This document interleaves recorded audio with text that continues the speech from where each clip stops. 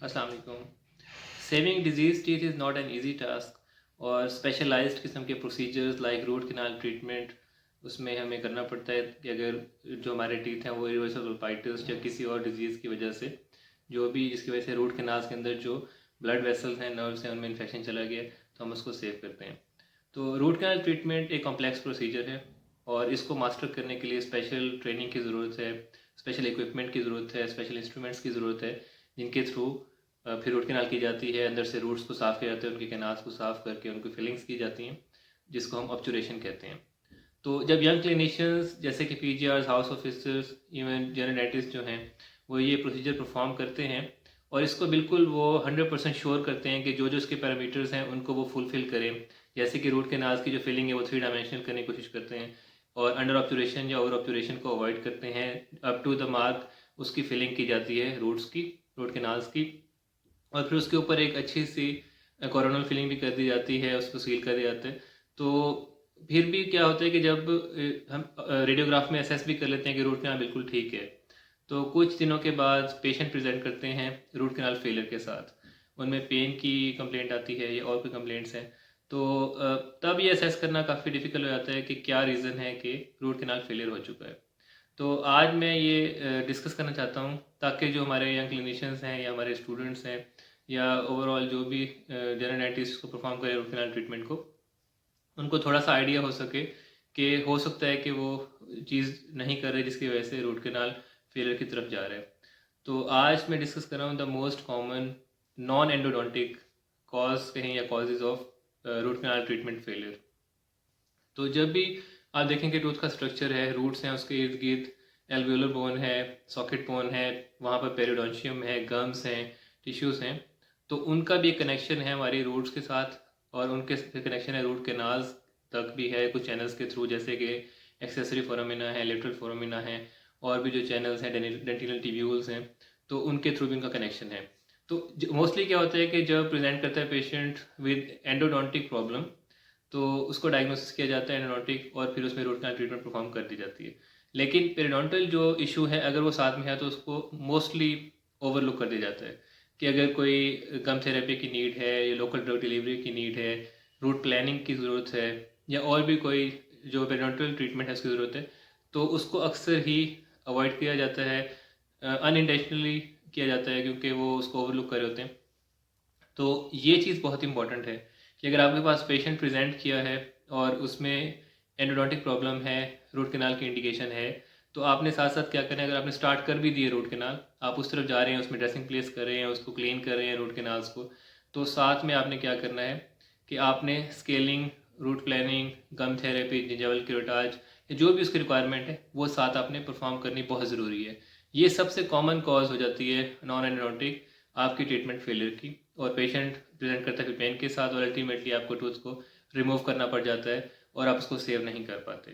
ठीक है, तो एक तो ये बहुत ही इंपॉर्टेंट बात है, इसको जहन में रखना चाहिए डायग्नोसिस के अंदर और साथ में ट्रीटमेंट के अंदर ऐड करना चाहिए कि आपने क्या करना है, अच्छे तरीके से रूट प्लानिंग करनी है, उसकी गम थेरेपी करनी है, और साथ में इंपॉर्टेंट क्या है, लोकल ड्रग डिलीवरी एजेंट्स को प्लेस करना है। अब ये कौन से एजेंट्स हैं? ये ऐसे एजेंट्स हैं जो लोकली आप प्लेस कर सकते हैं in the form of gels आप दे सकते हैं, स्ट्रिप्स दे सकते हैं, और जो जो फॉर्म्स हैं आप उसमें प्लेस कर सकते हैं। पेशेंट को भी आप प्रेस्क्राइब कर सकते हैं ऐसे जेल्स जो साथ वो अप्लाई करें ताकि जो भी बैक्टीरिया या माइक्रोब्स उस पेरिडोंटल कनेक्शन जो साथ है टूथ के, पेरियो एंडो कनेक्शन है, पेरिडोंटल एंडोडोंटिक कनेक्शन जो है या इंटरफेस है, वहाँ से वो एंट्री उनकी हो रही है, उनकी इनग्रेस हो रही है with in the root canals. आप वहाँ तो परफॉर्म करें प्रोसीजर, लेकिन वहाँ से आप क्लीन करते हैं, उसको सील करके भेज देते हैं, लेकिन जब वहाँ से उनकी एंट्री होती है दोबारा से री इन्फेक्शन के चांसेस बहुत ज़्यादा बढ़ जाते हैं, तो वो उनको भी प्रिवेंट कर सके। तो ऐसे एजेंट्स में क्लोरहेक्सिडिन है, मेट्रोनिडाजोल है, उसके अलावा कोई टेट्रासाइक्लिन्स हैं और एजेंट्स हैं जो कि डिफरेंट फॉर्म्स में अवेलेबल है मार्केट में भी, जो आप पेशेंट को भी कह सकते हैं वो अप्लाई करें और आप खुद भी एट द चेयर साइड भी अप्लाई कर सकते हैं और उससे बहुत ज़्यादा बेनिफिट होगा। ठीक है, एक तो ये चीज़ है। दूसरा क्या इंपॉर्टेंट है इसी पॉइंट ऑफ व्यू से कि जब हम एक तो हम बात करते हैं एपिकल सील की, ऑब्चुरेशन अप टू द मार्क होनी चाहिए, आपकी एपिकल सील उसमें बन जाए, हर्मेटिक सील हो, वो 3 डायमेंशनल उसकी ऑब्चुरेशन हो। उसके साथ क्या इंपॉर्टेंट है, जो आपकी कोरोनल सील है। अगर आपने जब उसको डिब्राइड किया था कोरोनली क्राउन पोर्शन से, तो आप देखिए कि क्या सब जिंजिवल कनेक्शन तो नहीं है, जो केरियस लीजन है, जो भी उसमें लीजन बना था, क्या वो बिलो द गम्स तो नहीं चला गया जब आप उसकी फिलिंग करें? ऊपर से तो आपने फिलिंग बड़ी अच्छी सी कर दी, लेकिन ऐसा तो कुछ नहीं है कि उसके साथ जो गम्स अटैच हैं, तो फिलिंग जहाँ से ऊपर है क्राउन पोर्शन में विजिबल है ऑरल कैविटी के अंदर, तो उसके साथ कुछ ऐसा एरिया तो नहीं जो रूट्स और क्राउन के दरमियान में एक्सपोज है विद द पेरिडोंटल इन्वायरमेंट कह लें, या बिलो द गम्स कोई एक्सपोज एरिया है जहाँ पर फ्लूइड्स भी जा रहे हैं, जहाँ पर माइक्रोब्स भी जा रहे हैं, यहाँ पर फूड इन्फेक्शन भी हो रही है after the completion of root canal treatment. तो ये बहुत इंश्योर करना है कि उस एरिया में भी आप उसका रिपेयर करेंगे प्रॉपरली, और कोरोनल सील को इंश्योर करेंगे रूट कैनाल ओरिफाइसेस से ऊपर ऊपर जब आप वहाँ से कट कर देंगे आपके जीपी पॉइंट्स ऑब्जर्वेशन के अंदर, तो वहाँ पर इंश्योर करेंगे अगर ऐसा कोई subgingival below the gum area है जिसको रिपेयर की ज़रूरत है, या कोई परफोरेशन हो चुकी है उसको रिपेयर की ज़रूरत है, तो आप उसको प्रॉपरली इंश्योर करेंगे वहाँ पर भी जो रिपेयर मटेरियल है, फिलिंग मटेरियल है, वो प्लेस किया जाए, और ऊपर से कोरोनल सील भी अच्छे तरीके से इस्टेब्लिश हो जाए। तो जो कोरोनल सील है, the coronal seal is more important as compare to the apical seal. अगर आपकी अंडर ऑब्जर्वेशन हो गई है वो कम हार्मफुल है, या आपकी ओवर ऑब्जर्वेशन हो गई है, ओवर ऑब्जर्वेशन ज़्यादा हार्मफुल है as compare to under observation, लेकिन ये दोनों, इन दोनों से ज़्यादा हार्मफुल क्या चीज़ है? Coronal leakage. अगर उस एरिया में लीकेज हो रहा है क्योंकि आप रोज़ फूड इंटेक कर रहे हैं, आप कोई फ्लूइड इंटेक कर रहे हैं, तो वहाँ पर माइक्रोबियल जो कॉलोनीज हैं वो बनेंगी, और वो फिर रूट कैनाल के अंदर, टूथ के अंदर एंटर होकर उसको वो फिर जो आपका ट्रीटमेंट प्रोसीजर है उसके बेनिफिट्स को कम कर देगी, और री इन्फेक्शन के चांसेस बहुत ज़्यादा वहाँ पर बढ़ जाएंगे। तो बीइंग अ क्लिनिशियन आपने इंश्योर करना है क्या चीज़, कि एक तो आपकी एपिकल सील बने, साथ में कोरोनल सील बने, और जो आपके पेरिडोंटल